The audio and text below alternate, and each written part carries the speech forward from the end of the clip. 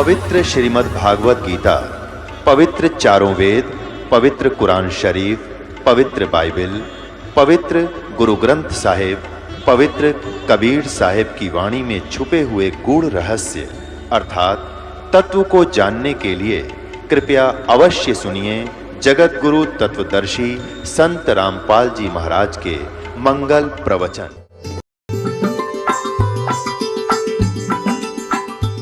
भगवान ने अपने आप को भगवान कह दिया ना, तो रामानंद जी भी दुखी हो गए, उसको दर्द हुआ इस बात का। और कितने उलाना दे दिया, तुम मोमन के पालुआ तेरा जुल्हाए के घर वासे, दास गरीब अज्ञान गति तेरा इतना दृढ़ विश्वास। कहता है कि तू एक मुसलमान के मोमिन, मुसलमान के टुकड़ों पर पलने वाला, और एक दानक दुल्हाए शूद्र के घर तेरा निवास है, तेरा जन्म है, वास है, और तू अज्ञानी अपने आप को भगवान बताता है। फिर क्या कहते रामानंद जी, कहते तू ढंग से बात कर, मान बड़ाई छोड़ कर बोलो बालक बैन, दास गरीब अदमुखी एता तुम गठफैन। रे बालक नीची कला तुम हो बोले ऊंचे, दास गरीब पलक घड़ी खबर नहीं दम कूचे। मैं के बदन खुलासे कर सुन स्वामी परवीन, दास गरीब मनी मरे मैं आजिज आधीन। परमात्मा कहते हैं स्वामी जी, मैं मान बढ़ाई यानी अभिमान नहीं कर रहा, मैं तो आपका दास हूँ और अधीन हूँ, बिल्कुल आपका बच्चा हूँ, आपका दास हूँ। पर मैं जो कह रहा हूँ ना वह कति सच्ची बता रहा हूँ, सब सत्य है। क्या बताते हैं, जात पात मेरा नहीं बस्ती है बिन थाम, बिना नीम के गांव है, कहते वहाँ सतलोक में।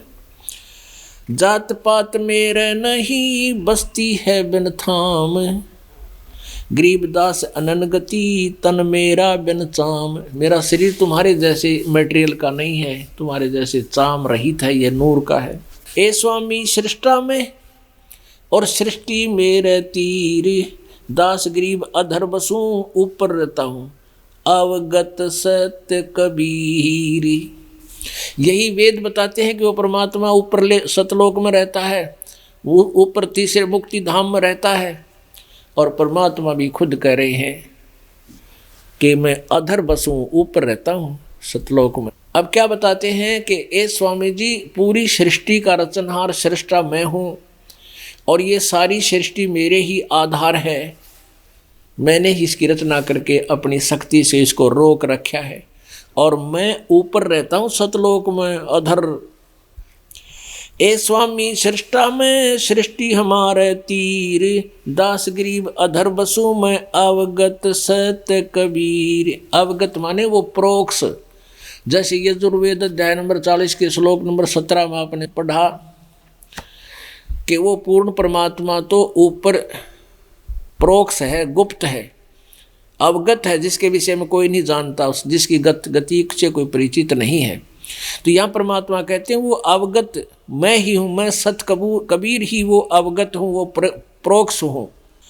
सुन रामानंद राम हम और मैं बावन नरसिंगे, दास गरीब सर्वकला मैं ही व्यापक सर्वंग। कि मैं ही सर्वंग हूँ, सर्वंग माने सर्वव्यापक, वासुदेव, सबके ऊपर मेरा आधिपत्य है, वो परमात्मा मैं हूँ। सुन स्वामी सतभाख हूँ, सत कहता हूँ, सुनो स्वामी जी मैं सत कहता हूँ। झूठ ना हमरे रिंच, दास गरीब हम रूप बिना और सकल पर पंच। कि मेरे बिना जो जिनको भी तू भगवान माने बैठे हो वो सब नकली सांग है, परपंच है। चारों युगन में हम फिरे, मैं आऊँ मैं जाऊँ, गरीबदास गुरु भेद से लखो हमारी ठाऊं।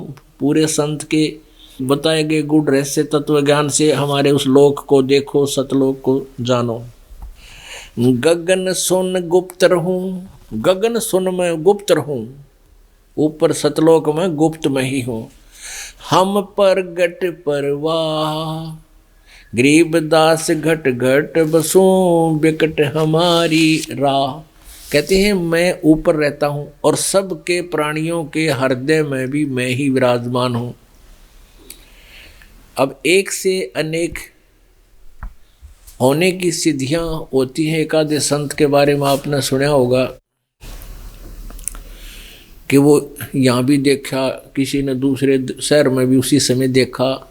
तो एक सिद्धि बहुचोलेदार है। एक कुछ सीमाएं होती हैं कुछ संतों की, जो कुछ एक दो शरीर अलग से बना सकते हैं समरूप, और परमात्मा में ऐसी सिद्धि है वो असंख्य रूप बना सकते हैं। और दूसरा ये उदाहरण देते हैं, जैसे सूर्य ऊपर है और 100 घड़े भर कर रख दो पानी के मटके, और प्रत्येक में सूर्य दिखाई देंगे न्यारे न्यारे, और वो एक होते हुए भी। ऐसे परमात्मा हमारे साथ अभेद रूप में भी रहता है। गगन सुन में गुप्त रहूं हम प्रगट परवाह, वहाँ गुप्त रहता हूँ और तेरे सामने प्रगट बैठा। गरीबदास घट घट बसूं बिकट हमारी राह, गोता लाऊं स्वर्ग में जा बैठूं पाताले, गरीबदास ढूंढता फिरूं अपने हीरे माणिक लाले। अपनात्माओं, हमने इस परमात्मा की अमर कथा के साथ साथ यथार्थ ज्ञान से परिचित भी होना है, ताकि हम जो साधना कर रहे हैं वो हमारे हृदय में ये समाई रहे कि हम जो कर रहे हैं वो सत्य है, झूठ नहीं है। अब परमात्मा क्या कहते हैं, गोता लाऊं स्वर्ग में और जा बैठूं पाताले, कह कबीर ढूंढता फिरूं अपने हीरे माणिक लाले। अब ये प्रमाण वेदों में देंगे आपको कि वो परमात्मा सतलोक में रहता है, वहाँ से गति करके आता है, अपनी श्रेष्ठ आत्माओं को मिलता है और उनको यथार्थ ज्ञान देता है, सही ज्ञान समझाता है। तो फिर के कसर रह जाएगी भगवान की पहचान में, कोई त्रुटि नहीं रहती, और आत्मा फिर अपने परमेश्वर को पहचान के चिपक जाएगी। जैसे बालक हो ना, छोटे से बालक ने पिताजी गोदी में ले रहा हो और स्नान करने लग जाए किसी घाट पे, और उस बच्चे ने जल में छोड़ दे के लिए नाले बेटा, वो डरता फिर दूना चिपट जाएगा अपने पिता के, वो नीचे ना उतरा के डूब जाऊं मैं। तो ऐसे जब आपको ये पहचान हो जाएगी कि हमारा संरक्षक पिता यही है, परम पिता यही है, तो आप ऐसे चिपक जाओगे, फिर पैर नहीं धरोगे नीचे, कदे फिर डूब जाए इस बहुजल के अंदर। तो इसके लिए आपको कुछ प्रमाण देते हैं ऋग्वेद के। गोता मारूं स्वर्ग में जा बैठूं पाताले, परमात्मा कह रहे हैं कि मैं सतलोक से चलकर आता हूँ, वहाँ से गोता मारता हूँ, ऐसे एकदम जैसे जल में डुबकी लगाते हैं, और अपने श्रेष्ठ आत्माओं को, हीरे लाल मोतियों को, अच्छी अच्छी आत्माओं को खोज रहा हूँ, ढूंढ रहा हूँ। जैसे जल में गोता मार के मुरजीवा यानी गोताखोर और नीचे से वस्तु ढूंढ कर लाता है, कहते ऐसे मैं चल कर आता हूँ, सेकंडों में गोता मारूं, डुबकी लगाता हूँ, स्वर्ग में पहुँच जाता हूँ, फिर पाताल में 1 सेकंड में पहुँच जाता हूँ, और ऐसे अपने पृथ्वी पर आ जाता हूँ। ऐसे गति करके मैं अपनी प्यारी आत्माओं को खोज रहा होता हूँ, श्रेष्ठ आत्माओं को। देखिएगा ऋग्वेद मंडल नंबर 9 और 10 ये इकट्ठे ही जल्द किए हुए हैं, अनुवाद है। ये कहाँ से प्रकाशित है? प्रकाशक हैं सार्वदेशिक आर्य प्रतिनिधि सभा, महर्षि दान भवन, रामलीला मैदान, नई दिल्ली। ये फ़ोन नंबर है इनके, ये फैक्स नंबर है।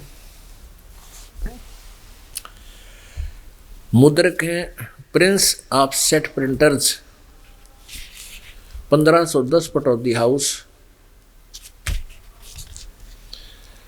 नई दिल्ली। फ़ोन नंबर ये इनकी है। इसमें देखिएगा ऋग्वेद मंडल नंबर 9 के और सूक्त नंबर 86 में, ऋग्वेद मंडल नंबर 9 सूक्त नंबर 86 में, और मंत्र नंबर 26 में, यज्ञ करने वाले यजमानों के लिए, यज्ञ माने धार्मिक अनुष्ठान साधना करने वाले भक्तों के लिए परमात्मा सब रास्तों को सुगम करता हुआ, यानी उनके रास्ते सरल कर देता है, आसान भक्ति विधि बताता है, उनके विघ्नों को, संकटों को मर्दन करता है, उनके संकटों का नाश करता है, और उनको पवित्र करता हुआ और अपने रूप को सरल करता हुआ, क्योंकि परमात्मा का वहाँ रूप तेजों में है। एक रोमकूप में करोड़ सूर्य मिला दे, करोड़ चंद्रमा, इतनी एक रोमकूप की रोशनी है, तो हम चरम दृष्टि से उसको नहीं देख सकते। अपना हल्का तेज पुंज का अन्य रूप बना के वो परमात्मा यहाँ आता है। परमात्मा करता हुआ, अपने उनको पवित्र करता हुआ और अपने रूप को सरल करता हुआ, यानी हल्का तेज पुंज का बना के, वह कांतिमान परमात्मा। यहाँ इन्होंने कवि लिख दिया, इसका ये लिखना था कबीर देव, वो कबीर साहब, हम कबीर साहब के हैं और संस्कृत में उसको कबीर देव लिखा जाता है, कबीर देव लिखना था यहाँ पर। वो कबीर साहब विद्युत के समान क्रीड़ा करता हुआ वर्णीय पुरुषों को, यानी श्रेष्ठ आत्माओं को, भक्तों को प्राप्त होता है। उद्देश्य क्या होता है? वो परमात्मा कहाँ रहता है ये हम इतना लेंगे। जो परमात्मा ध्रुवलोक के तीसरे पृष्ठ पर विराजमान है, यानी एक स्थान पर रहता है, एक देशीय है। ध्रुवलोक के, जो परमात्मा ध्रुवलोक के उन तेजों में लोक के तीसरे पृष्ठ पर विराजमान है। अब हम आपको दिखाते हैं,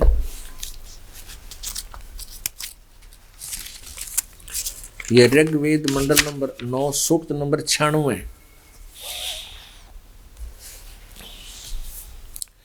इस 96 में मंत्र नंबर 16 में कहा है कि हे परमात्मन सर्वोपरि रहस्य श्रेष्ठ, या नाम का इन्होंने गलत अर्थ किया है। श्रेष्ठ जो नाम, श्रेष्ठ नाम, ये नाम का नाम ही लिखना था, जो आपका नाम है, तुम्हारी संज्ञा नहीं, तो जो आपका नाम है आप उसका ज्ञान कराएं। यहाँ देखिएगा 17वें में क्या कहा है कि वो परमात्मा जो शिशुम जगानम हरियंतम मर्जंती सुबंती विहीन मरुतो गणेन कबीर गिरभी कावेना कबीर देव, ये कबीर देव संत सोम पवित्र अत्यति रेभन, ऊंची स्वर में आवाज कर करके वो शिशु रूप धारण करके आने वाला परमात्मा अपने वहाँ अपनी जानबूझकर प्रकट होता है किसी उद्देश्य से, और अपने यथार्थ ज्ञान को बड़े प्यार से सुनाता है। और कैसे सुनाता है? कबीर गिरभी, कबीर बाणी द्वारा। इन्होंने इस कबीर गिरभी का क्या लिख दिया? ये कबीर ऊपर रह लगा हुआ इसके, देखो रह, कबीर गिरभी, इन्होंने कवि बना दिया। कवि और गिरभी माने वाणी द्वारा, यहाँ लिखना था कबीर वाणी द्वारा, कबीर वाणी द्वारा। और कविता से, कावेना कविताओं से, उसकी सतुत कविताओं से, यानी कविताओं के माध्यम से, लोकोक्तियों के माध्यम से वो बोलता है, और वो अमर परमात्मा होता है। वो कबीर देव है, वो कबीर देव है।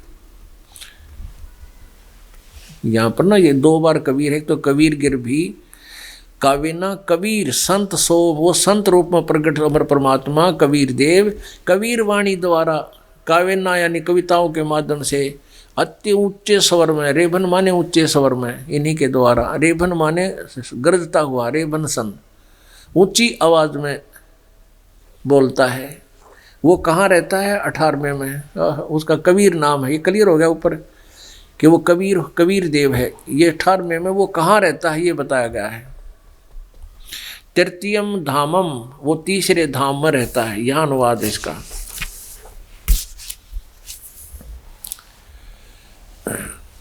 अब 18वें श्लोक में ऋग्वेद मंडल नंबर 9 सूक्त नंबर 96 और मंत्र नंबर 18 में क्या कहा है कि वो सोम स्वरूप परमात्मा, वो अमर परमात्मा, सोम माने अमर, पालन की इच्छा करता हुआ, यानी धारण पोषण करने, सबका धारण पोषण करने के लिए, गीता जी अध्याय नंबर 15 के श्लोक नंबर 17 से संबंधित है। पालन की इच्छा करता हुआ यानी तीनों लोकों में प्रवेश करके सबका धारण पोषण करने के लिए वह जो महान वह परमात्मा, जो महान परमात्मा तृतीयम धाम देव्यान पितरान, इन दोनों से पृथक तीसरा जो मुक्ति धाम है, तृतीयम धाम तीसरे धाम में है, तीसरे धाम में विराजम, वो विराजमान है।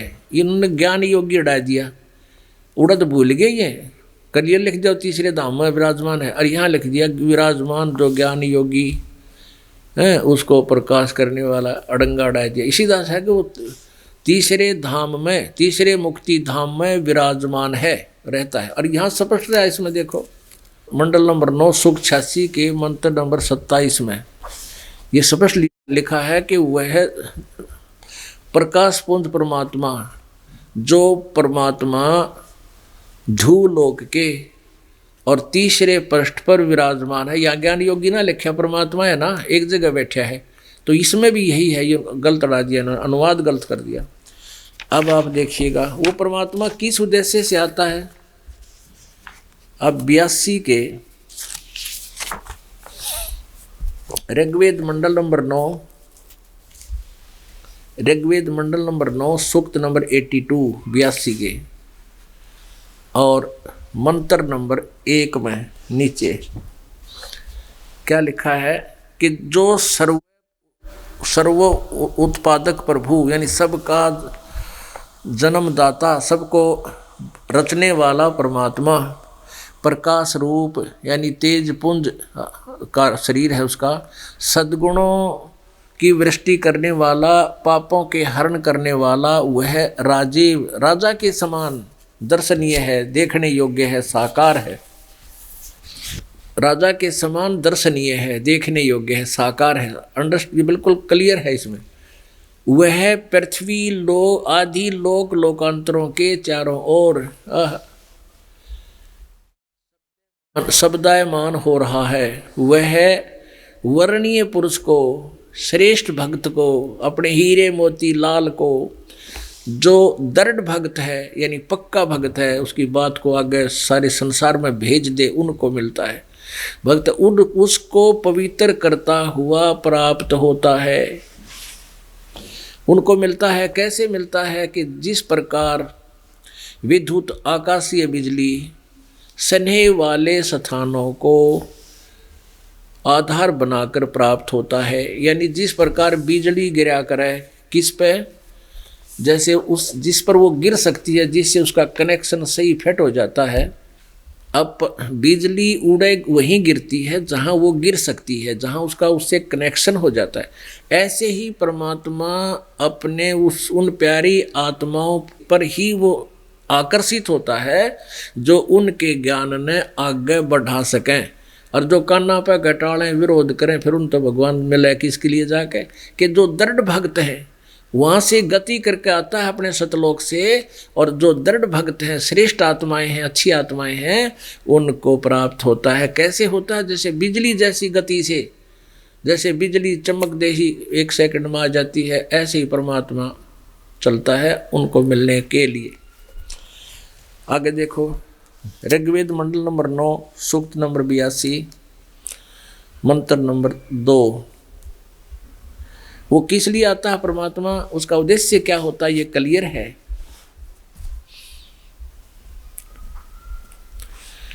ऋग्वेद मंडल नंबर 9 सूक्त नंबर 82 का मंत्र 2।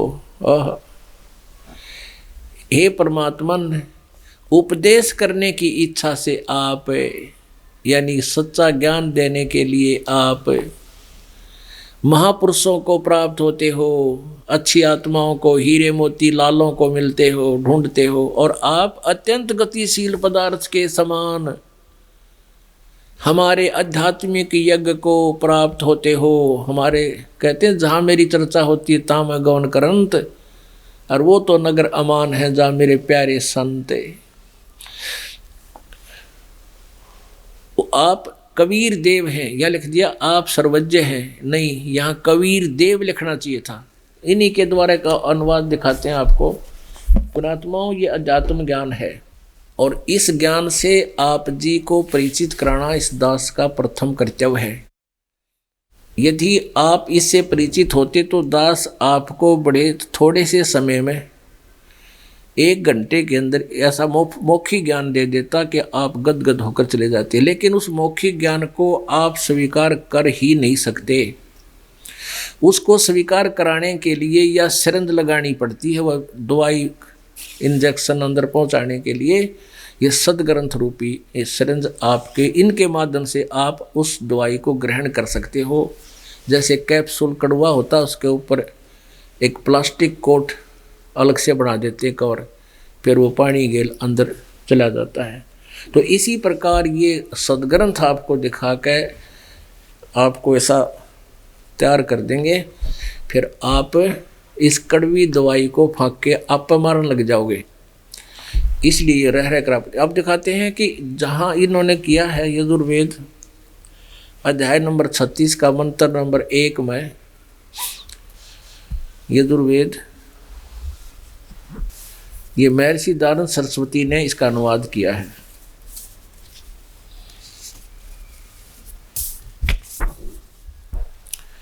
प्रकाशक हैं सार्वदेशिक आर्य प्रतिनिधि सभा 2/5 महर्षि दयानंद भवन, रामलीला मैदान, नई दिल्ली से। और ये 40 के 40 अध्याय महर्षि दयानंद जी ने इसका अनुवाद किया है। लेखक नहीं है ये, केवल अनुवादक है। मुद्रक है Prince offset printers, 1510 Pataudi house, नई दिल्ली। ये 36वां अध्याय है, 60 अध्याय। और इसके प्रथम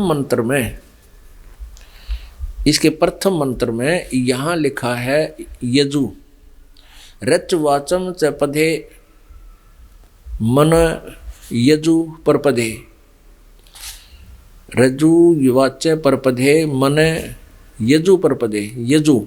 अब इस यजु यहाँ पर जो यजु लिखा है 2 अपसर्ग लगा दिए, तो इसका अनुवाद करते समय लिखना पड़ेगा यजुर्वेद। और इसका यजु का अर्थ कर दें तो फिर समझ में नहीं आओ, अनुवाद गलत है। तो इन्होंने दयानंद जी ने सही किया अनुवाद, यहाँ पर इसका यहाँ अनुवाद किया है कि यजुर्वेद को तो इसने आगे सही लिख दिया, यजु ब्रैकेट में संस्कृत है, और इसको हिंदी करते समय यजुर्वेद लिखना अनिवार्य है। नहीं तो फिर क्या समझेंगे हम इसको, क्योंकि है यजु का अर्थ कर दे यज्ञ सतुतियाँ। तो यजुर्वेद वो बुक के बारे में जानकारी नहीं हुई, तो ये बुक के बारे में, उस पवित्र होली बुक के बारे में जानकारी है। यजु माने यजुर्वेद, हम यजुर्वेद का कर रहे हैं यजुर्वेद। तो ऐसे ही जहाँ कवि ये अपसर्ग लगा के कवि लिख दिया ना, हमें लिखना पड़ेगा कबीर देव। उस कबीर देव की महिमा गाई जा रही है, वो कबीर, हम कबीर साहब कहने लगे उसने। फिर आइए ऋग्वेद मंडल नंबर 9। अब आइएगा ऋग्वेद। अब हम ऋग्वेद को फिर ले रहे हैं, यजुर्वेद को रख दिया। ये सिद्ध करने के लिए ऋग्वेद मंडल नंबर 9 सूक्त नंबर 82 और मंत्र नंबर 2, इसमें बिल्कुल स्पष्ट कर दिया है। हे परमात्मन, उपदेश करने की इच्छा से आप महापुरुषों को प्राप्त होते हो, और आप अत्यंत गतिशील पदार्थ के समान यानी बिजली जैसी गति से हमारे आध्यात्मिक यज्ञों में यानी धार्मिक अनुष्ठानों में को प्राप्त होते हो, वहाँ पहुँच जाते हो।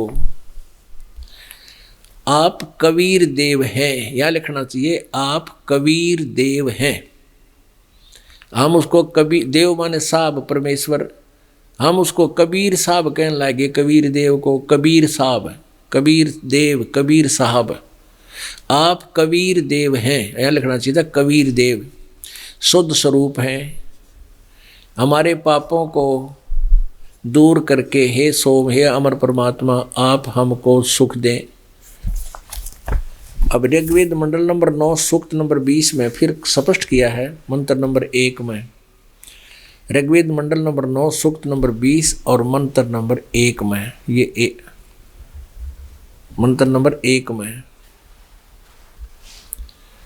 ऋग्वेद मंडल नंबर 9 सूक्त नंबर 20 और मंत्र नंबर 1 में क्या लिखिए, देखो यहाँ लिखा है, पर कबीर देव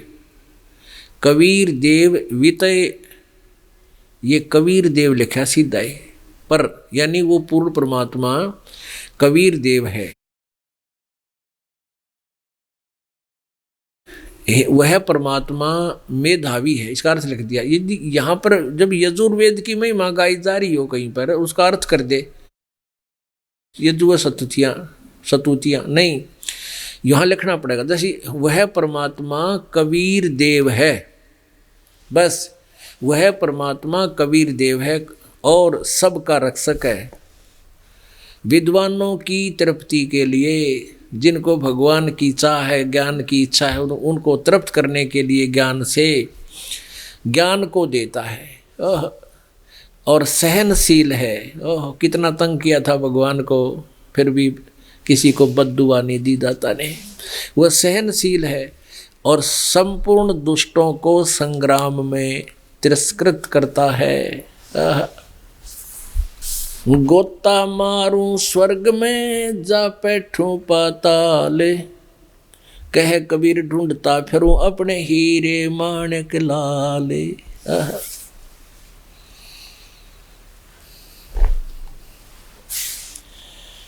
अपनात्माओं,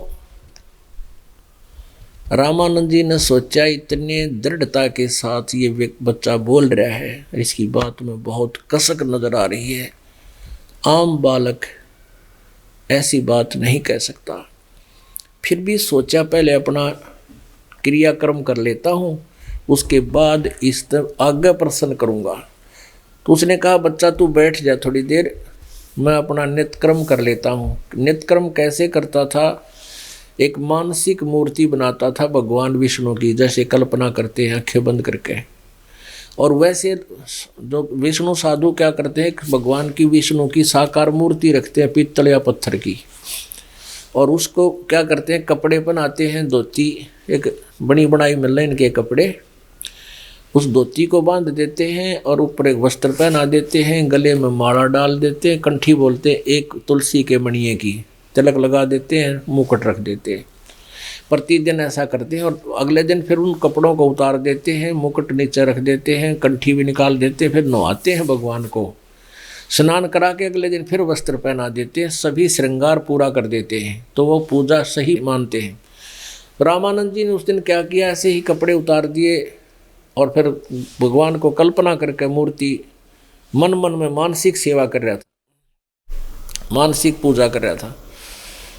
वस्त्र उतार के और नवा के और कल्पना में जैसे सौपन होया करें, ऐसे फिर उनको मुकुट रख दिया, कपड़े कुपड़े पर आ गए, तिलक भी ला दिया। उस दिन वो एक मणिये की कंठी डालना भूल गए, जैसे वो रखी दिखा अलग से, भगवान का गला खाली जैसे सौपन में दिखाई देता है। तो स्वामी जी ने सोचा बात बिगड़ गई, मुकुट रख दिया, और मुकुट रखने के बाद मुकुट उतारा नहीं जा सकता उस दिन। जब मुकुट उतार दिए तो पूजा खंडित, और कंठी ना डली तो भी पूजा अधूरी खंडित होगी। वह कंठी भी होनी चाहिए थी और मुकुट भी नहीं उतरना चाहिए उस दिन। तो उसने सोचा इस माला को ऊपर का मुकुट के ऊपर से डाल देता हूँ। वह मुकुट में अड़गी, सपने में जैसे होता है ऐसे। अब बड़ा दुखी हुआ। अब रामानंद जी कह रहे हैं, भगवान आज मेरे से कौन सी गलती बन गई, जीवन में पहली बार मेरे से भूल लगी है, आपका श्रृंगार आपकी पूजा अधूरी होगी, मुझे माफ़ करना परमात्मा। बहुत दुखी हो रहे। तब उसी समय परमेश्वर कबीर जी ने बाहर पर्दे से बाहर बैठे बोले, रामानंद जी, स्वामी जी इस माला की गुंडी खोल लो या गांठ खोल के और फिर गले में बांध के गांठ दोबारा ला दो, मुकुट नहीं उतारना पड़ेगा। अब ना कोई मूर्ति साकार बाहर दिखाई दे, पर्दा हटा के देख लिया होगा। अब रामानंद जी ने सोचा, या तो भाई मेरे मन की बात बता दी। मैं तो मन में स्वप्न सा देख रहा था। इतने में कहते हैं ज्ञान कर गाम का तो चमका ऐसा उसे, और कहते हैं एक के चोट से धारिया जिन मिलन दाचा। अपने आत्माओं स्वामी रामानंद जी ब्राह्मण थे। ब्राह्मण सोए जो ब्रह्म पहचाने, जो भगवान को पहचान ले वो ब्राह्मण होता है। और कहते हैं लोक लाज ना कीजिए, निर्भय हो रही है ये मन साधा दीजिए तो गोविंद पइये। लोक लाज मरिया जगत की चरण जो तोड़ बगावे, जब कोई राम भगत गत पावे। रामानंद जी ने कहा तो एक मर्यादा, इतना दृढ़ हो रहा था, इतना कट्टर छुआछूत करने वाला व्यक्ति, और आगे सामने पूरा ब्राह्मण समाज बैठा हजारों की संख्या में। अब उसने देखा कि सामने भगवान खड़ा और एक तरफ समाज खड़ा। वो ब्राह्मण थे रामानंद जी, उसने समाज नहीं देखा, जात पात नहीं देखी, उन्हें भगवान दिखाई दिया और पर्दा फेंक दिया उठा करके। डोडी का जो आगे कर्टेन ला रखा था एकदम फेंक के उसका बाहर आया। आते ही बच्चे का नो से अपने सीने से लगा लिया और क्या कहने लगे, मन की पूजा तुम लखी ये मुकुटमाल परवेसे। गरीबदास गति कौन लखे, तेरा कौन वर्ण के बेख। रामानंद जी ने कहे भगवान आपने मेरे मन की बात बता दी, फिर तूने भगवान कैसे मानना। कोई व्यक्ति किस रूप में खड़े आप, और किस वर्ण में, शूद्र वर्ण में हैं, और एक बालक रूप में खड़े हो धोती बांधे। आपकी गति को, आपकी महिमा को, आपको कौन पहचान सकता है परमात्मा। तो उसी समय रामानंद जी ने देखा कि ओहो कि परमात्मा का शरीर तो ऐसा है जैसे रुई का होया करे। तो क्या कहते हैं, मन की पूजा तुम लखी मुकुटमाल परवेसे। गरीबदास गति को लखे ये कौन वर्ण क्या बेखे। ये तो तुम शिक्षा दी मान ली मन मोरे। गरीबदास तुम कोमल पुरुष और हमरा बदन कठोरे। अब जब कहते ना परमात्मा तुम्हारे जैसा शरीर नहीं है मेरा शरीर तो बहुत नूर का है। तब रामानंद जी जब उसने संपर्क में आए, भगवान के सपरस हुआ, तब नु कहे कि आपने मेरी जो फड़क निकालनी थी मैं समझ गया, मैं छुआ छात गणी करूं था, और आपका उद्देश्य है कि मैं ये ना करूं।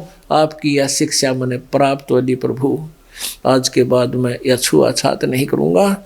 और हे परमात्मा आपका शरीर तो बिल्कुल कोमल है और हमारा बदन कठोर है। वह फिर जचगी वह बात की जो कहे थे भाई तेरे जैसे चाम का मेरा शरीर नहीं है। तो उसी समय स्वीकार कर लिया।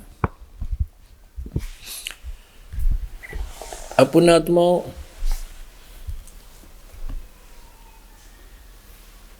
आगे क्या बताते हैं, ये लंबी कहानी है लेकिन थोड़ा शॉर्ट करना पड़ेगा, समय का बहुत अभाव है। क्योंकि ये सत्यनारायण कथा या तो सारे दिन सुने सारे दिन और फिर भी नहीं इच्छा रह जाओ और सुनाई जा।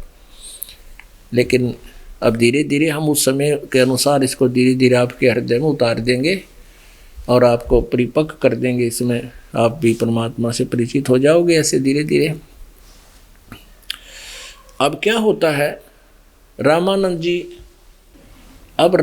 जी ने सोचा भाई बात तो सारी काटेगी कह रहे हैं। फिर परमात्मा ने, क्योंकि वो सारा सार्वजनिक करवाना था, किस के बात हुई, तो रामानंद जी से मन में प्रेरणा आई कि बच्चा और तो आपकी बात में मान गया सारी, पर न्यू बता आपने झूठ क्यों बोला। परमेश्वर ने कहा क्या झूठ बोला स्वामी जी गुरुदेव, कि आपने मेरे से नाम ले रखा है। हाँ जी आपसे मैंने दीक्षा ले रखी है, कोई प्रमाण बताइए। क्या आपके, मैं तो एक कंठी देता हूँ, कंठी गले में बांधन की, एक तुलसी के मनिए की मणके की है तेरे पास। परमेश्वर ने वह निकाल कर दिखाई थी कि देख स्वामी जी यार आपने दी थी वो पंचगंगा घाट पे। पंचगंगा घाट पे? हाँ। अरे वहाँ तो छोटा सा बालक था, 2.5 वर्ष का बालक, तू तो 5 वर्ष का बच्चा है, काफ़ी अच्छी हाइट है तेरी। तो उसी समय परमात्मा ने दूसरा रूप बना लिया, 2.5 वर्ष के बच्चे का, और एक सेवक की खाट थी, चारपाई थी, उस पर लेट गए जाकर के, देख स्वामी जी देखो मैं ऐसा था। सामने भी खड़े हैं एक रूप में 5 वर्ष के बालक के रूप में, और दूसरे चारपाई के ऊपर देखा एक 2.5 वर्ष का बालक और लेटा हुआ है। अब रामानंद जी ने 6 बार तेनू देखा, 6 बार नो देखा, 6 बार तक देखा तो उस 5 वर्ष के बालक के हाइट शरीर को, और 5 बार देखा उस 2.5 वर्ष के बालक को खाट पर लेटा हुआ चारपाई। आखिर में आँखें मलमल देखा कि मेरा धोखा लाग रहा हो। इतने में वो बालक उठा के, परमात्मा ने सोचा ये मन के टेकन दे से बुढ़े ने। अब वहाँ से उठा वो 2.5 वर्ष का बालक, और उठ कर परमात्मा में समा गया। उसके देखते देखते तब रामानंद जी फ्यूज हो गया, और भैया तो सारी ये सच्ची बात है, ये कोई खास उद्देश्य है प्रभु मेरे साथ जो ऐसी लीला कर रहा है। फिर भी वो मन पुराना ज्ञान वो टेकन नहीं देता। नहीं बोला बच्चा मैं कुछ डिस्कस करना चाहता हूँ। चल बैठ स्वामी जी, कहा जाए एकांत में बैठेंगे। चले गए एक उस गंगा के किनारे, वहाँ 5, 10, 20 भगत और भी चले गए। जब वार्ता हुई, परमात्मा ने कहा आप क्या पूजा करते हो? कि मैं विष्णु जी को इष्ट मानता हूँ। विष्णु, परमात्मा ने कहा विष्णु जी तो नासवान है। देवी पुराण 3 स्कंद मास पढ़ कर देखिए। अब रामानंद जी तो पहले से ही कंठस्थ कर रखी थी पुराण और वेद और गीता। उसने 3 स्कंद का नाम लिया कि उसमें लिखा है कि देवी पुराण में विष्णु जी कहते हैं तुम शुद्ध स्वरूपा हो, ये सारा संसार तुमसे उद्भासित हो रहा है, और मैं ब्रह्मा और शंकर आप ही जी से प्रगट हैं, और हमारा तो आविर्भाव और तिरोभाव होता, हमारा जन्म मृत्यु होता है। शंकर भगवान बोले कि जब ब्रह्मा आपसे उत्पन्न हुआ तो क्या विष्णु आपकी संतान नहीं हुआ? विष्णु आपसे उत्पन्न हुआ तो क्या ब्रह्मा आपकी संतान नहीं है? अब दुर्गा और मैं भी आपका बेटा हुआ। रामानंद जी क्योंकि उसको तो याद थे, कहने लगे हाँ ऐसा ही लिखा है। फिर इतना नासवान है तो विष्णु जी की पूजा कर रहे हो। और गीता जी अध्याय नंबर 7 के श्लोक नंबर 12 से लेकर 15 तक देखो। रजगुण ब्रह्मा, सतगुण विष्णु, तमगुण शिव जी द्वारा जिन इस त्रिगुणमयी माया के द्वारा जिनका ज्ञान हरा जा चुका है, वो राक्षस स्वभाव को धारण किए मनुष्यों में नीच दूषित कर्म करने वाले मूर्ख, ये ब्रह्म कहता है मेरी साधना भी नहीं करता। यानी काफ़ी डिटेल से डिस्कशन हुई। परमात्मा ने बताया गीता जी का ज्ञान श्री कृष्ण ने नहीं बोला, श्री कृष्ण में प्रवेश करके इस ब्रह्म ने बोला है जो ब्रह्मा विष्णु महेश का पिता है, काल है। गीता जी अध्याय नंबर 10 के श्लोक नंबर गीता जी अध्याय नंबर 11 के श्लोक नंबर 32 में कहता है कि मैं काल हूँ, सबको खाने के लिए आया हूँ। अब रामानंद जी को तो याद थे, सारे बुद्धिमान को समझाना आसान होता है। जो परमात्मा बोला सारी स्वीकृति दे था। जब ब्रह्मा विष्णु, जब विष्णु जी नहीं रहेंगे, श्री विष्णु का लोक नाश होगा तो तू आप कहाँ रहोगे? अब बात आ गई ठिकाने ने। बोला बच्चा बात तो तेरी सारी सच्ची है, पर आज तक ये किसी ने बताया तो कोई ना। अब तेरी बात पे विश्वास मेरा बहुत देर से दृढ़ होगा। परमात्मा बोले दृढ़ तो मैं कर दूंगा अगर आप मेरा सहयोग दोगे। रामानंद जी कहने लगे कि बच्चा मैं तो समाधिस्थ होता हूँ। कहते हैं प्राणायाम कर, योग युक्त प्राणायाम कर जीत्या सकल शरीर, और त्रिवेणी के घाट में वो अटक रहे बलवीर। बाल ब्रह्मचारी था रामानंद जी, और योग अभ्यास करा करता, समाधिस्थ हो जाता था। लेकिन ऊपर 3 रास्ते आ जाते हैं, त्रिवेणी 3 रास्ते। उस 3 रास्तों पर जाकर के इसकी सूरत रुक जाती थी। आगे न्यों नहीं पता था कौन से बजाना चाहिए। पुण्यात्माओं, आप कहीं जंगल में जा रहे हो और 2 रास्ते हो जाए, आप उड़े फ्यूज हो जाओगे, कौन से बचा लो। और वहाँ 3, आप परमात्मा बोले आप समाधिस्थ होकर देखो। वो कहता था मैं योग अभ्यास करता हूँ, मेरी सुरती बहुत ऊंची मंजिल में पहुँच जाती है। परमात्मा बोले लगाओ मंजिल, समाधि करके देखो। समाधिस्थ हो गए, परमेश्वर आगे साथ गए उसी बालक रूप में। और त्रिवेणी पर जब वो जाली उनकी आत्मा जब कहा स्वामी जी ये तेरा अंतिम ठिकाना आ गया, ये सामने वाला जो रास्ता है ये ब्रह्मरंध्र है, ये तेरे इस मंत्र ओम नाम से नहीं खुल सकता, ये सतनाम से खुलेगा।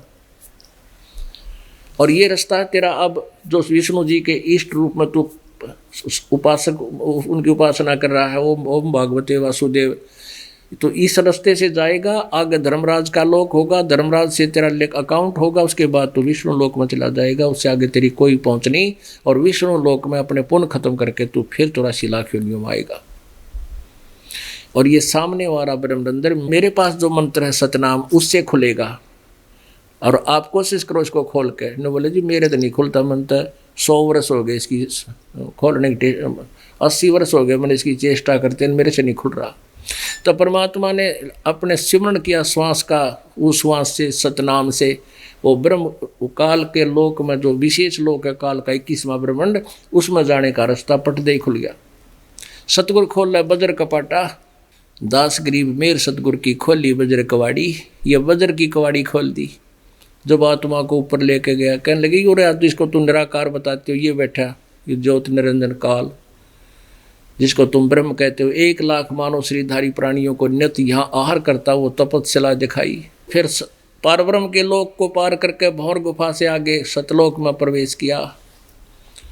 वहाँ जाकर क्या देखा, वहाँ जाकर क्या देखा कि कबीर जी दूसरे नीचे से बालक रूप में उनके साथ है, और ऊपर एक तख्त के ऊपर विराजमान है वो परमात्मा पूर्ण ब्रह्म सतपुरुष कबीर देव जी, जिसके एक रोमकूप में करोड़ सूर्य मिला दे, करोड़ चंद्रमा, इतनी रोशनी। और कबीर परमेश्वर 5 वर्ष का बालक उठा कर एक चंवर उस परमात्मा के ऊपर करने लगे। रामानंद जी ने सोचा ये है वो अविनाशी परमात्मा जो तख्त पर बैठा। कबीर जी यहाँ के कोई गण होंगे, जैसी उनकी बुद्धि काम कर रही थी बालक की तरह।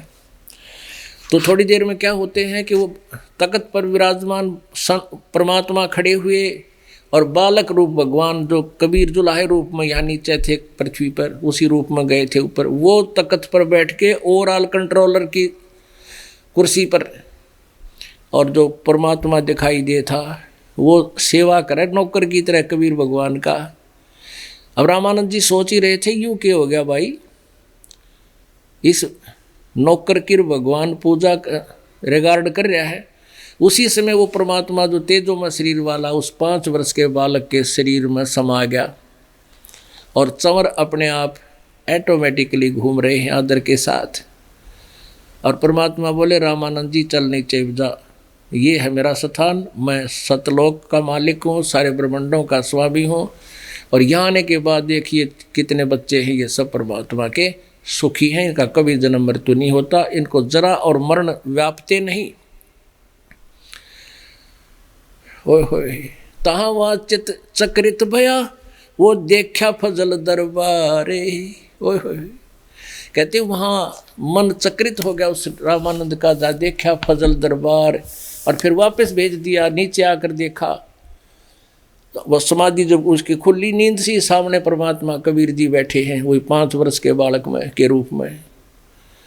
तब रामानंद जी फ्यूज हो गया, वो सारी बकवाद चलेगी जो उसने वो अज्ञान ग्रहण कर रखा था। आंखें देख लिया, क्या बताते हैं, तावा चित चक्रित भया जब देखा फजल दरबारे। फजल माने उस दयालु भगवान का, उस रहम करने वाले परमात्मा का वो दरबार देखा।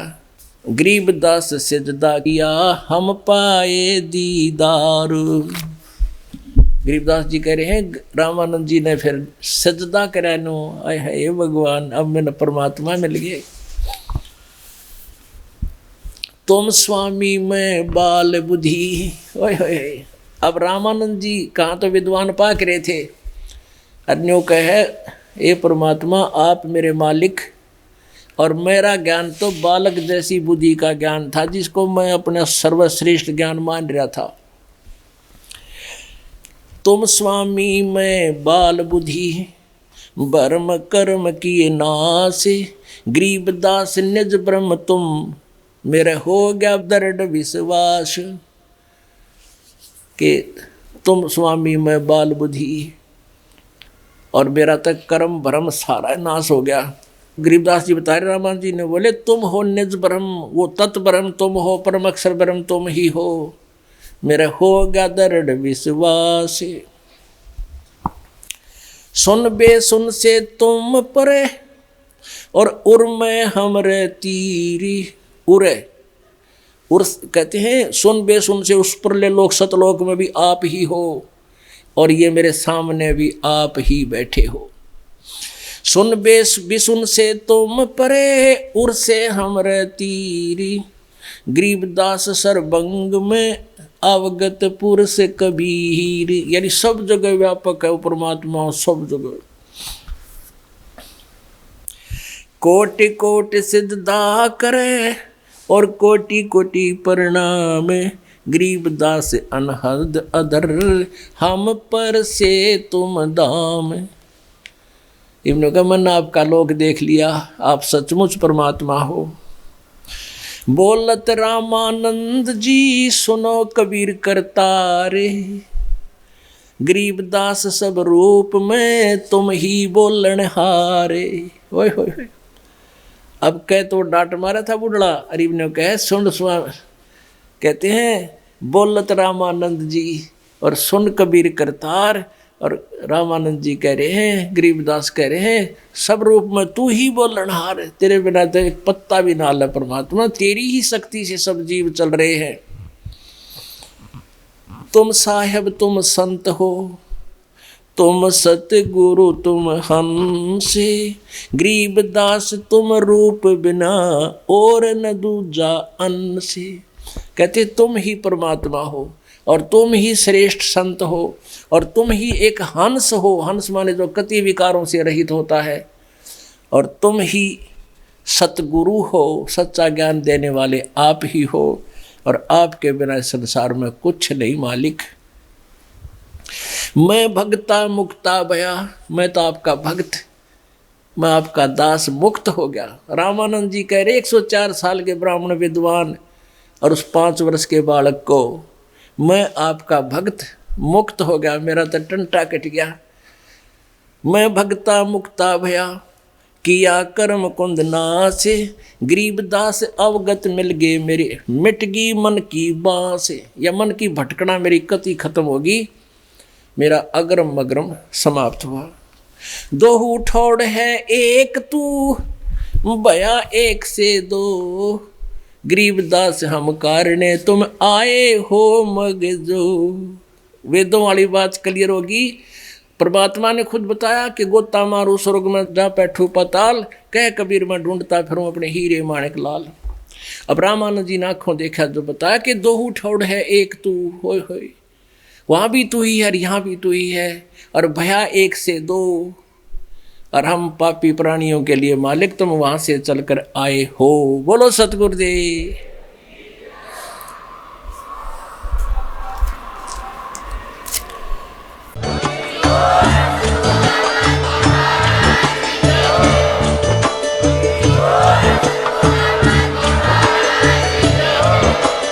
आप सुन रहे थे जगत गुरु तत्वदर्शी संत रामपाल जी महाराज जी के मंगल प्रवचन। अधिक जानकारी के लिए विजिट कीजिए हमारी वेबसाइट www.jagatgururampalji.org। संत रामपाल जी महाराज जी के शुभ आशीर्वाद से पूरे विश्व भर में 500 से भी ज्यादा नाम दीक्षा केंद्र हैं, जिन पर संत रामपाल जी महाराज जी द्वारा ऑनलाइन निशुल्क नाम दीक्षा दी जा रही है। अपने नजदीकी नाम दीक्षा केंद्र का पता करने के लिए संपर्क करें 8222880541।